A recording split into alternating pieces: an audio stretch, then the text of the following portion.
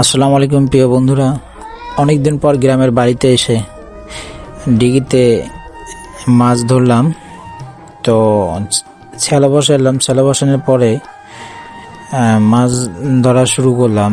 তো মাছ মোটামুটি ছিল ভালোই। আমি নেমে পড়লাম, অনেক পানি ছিল, পানিটা সরে আমি এখন নেমে পড়লাম আর আমার ছোট ভাই দুজন মিলে অনেক মাছ ধরলাম। তো এমন করে মাছ ধরা সত্যি অনেক অনেক ভালো লাগে। তো এখন আমি একটা মাছ ধরবো, মাছটা হচ্ছে তেলাপিয়া। তেলাপিয়া মাছটা অনেক বড়ই ছিল, আলহামদুলিল্লাহ অনেক ভালো লাগছিল। তো এরকম মাছ ধরতে কার কার ভালো লাগে অবশ্যই কমেন্ট করে জানাবেন। সকলে ভালো থাকবেন, সুস্থ থাকবেন। আল্লাহ হাফেজ।